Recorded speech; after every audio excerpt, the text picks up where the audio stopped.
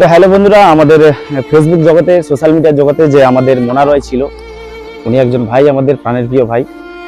প্রতিটা ইভেন্টে আমাদের সঙ্গে খুব মজা হতো, খুব ভিডিও বানাতো। আজকে ও আমাদের ছেড়ে চলে গেছে, দুঃখের খুব কষ্ট হচ্ছে আমাদের বলতে, কান্না চলে আসছে। আজকে ওর বাড়িতে আমরা এসেছি সবাই, আমার ফেসবুকের যত বন্ধুরা আছে, সাথীরা আছে। তো ওর মার কাছ থেকে একটু শুনে নেবো যে কিভাবে কি হয়েছিল, আমরা তো জানি না।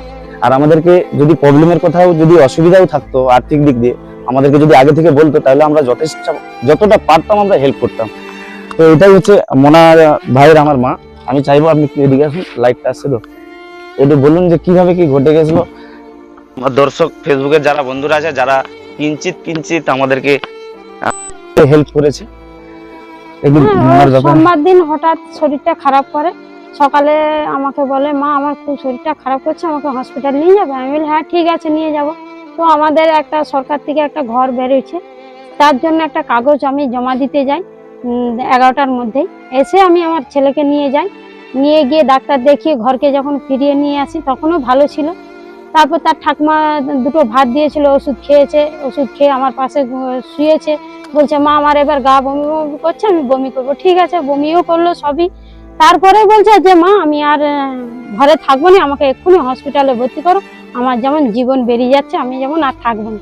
সঙ্গে সঙ্গে বলার সাথে সাথে আমরা বিকেল 4:30 5টার দিকে নিয়ে যে হসপিটালে ভর্তি করি।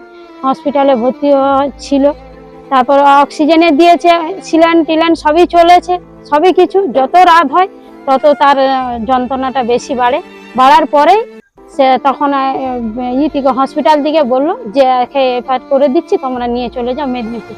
আমার ছেলে মেদিনীপুর গেলনি, আমাকে বলছে যে মা আমার যেইখানে আমার মাইক্রো সার্জারি অপারেশন হয়েছিল সেইখানে নিয়ে চলো।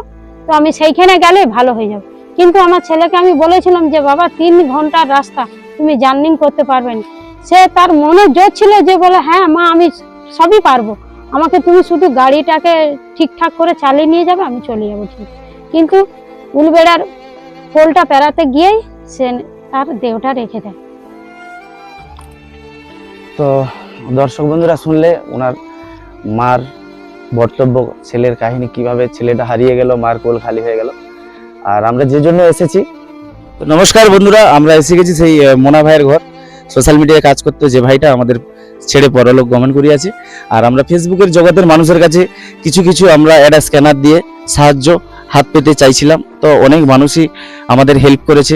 সব থেকে আমাদের বেশি হেল্প করেছে আমাদের রাজীব দাদা ভাই, উনি আমাদের সব থেকে বেশি হেল্প করেছে। তারপরে আমাদের আছে মণি দিদি ভাই। আর সব থেকে বড় ব্যাপার, পাড়ায় পাড়ায় যে মাগদে বেরিয়েছিল ওর জন্য, সে হচ্ছে সুনিতা মণ্ডল।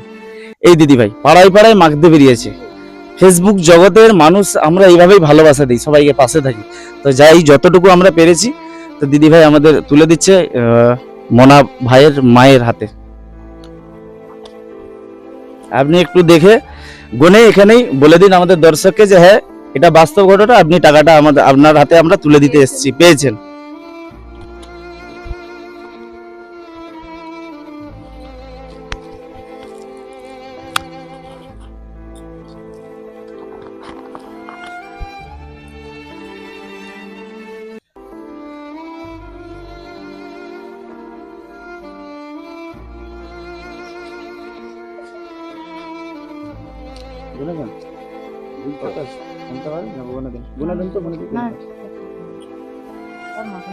আপনি টাকা পেয়েছেন?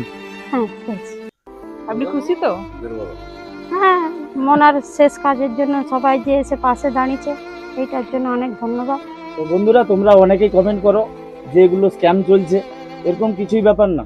আমরা কারো ভালো মানুষের যে আমাদের জীবনে বেঁচে থাকে, তাদের আমরা ছবি দিয়ে স্ক্যানার দিয়ে আমরা বলতে পারি না কারো কাছে হেল্প চাই না। আমাদেরকে ছেড়ে চলে গেছে বলেই যারা চেনো, তারা বাজে বাজে অনেকেই কমেন্ট করেছো, কিন্তু এটা দেখো আজকে আমরা তাদের হাতে তুলে দিতে এসেছি। ইনি মোনার মা, টাকাটা উনি পেয়ে গেছেন, ওনার কাজ মঙ্গলবার। তো আমি একটা কথা বলছি, যারা যারা আমার বন্ধু বান্ধব বা আমার নিজস্ব যারা আমাকে কিছুটা টাকা দিয়ে হেল্প করেছে মোনা ভাইয়ের জন্য, তাদেরকে অসংখ্য ধন্যবাদ। তো সবাই এভাবে পাশে থাকো, আমি এটাই সবাইকে বলি, যে যতটা পারবে সাহায্য করবে। ঠিক আছে, এইভাবে মানুষের পাশে থাকো। ঠিক আছে, নমস্কার।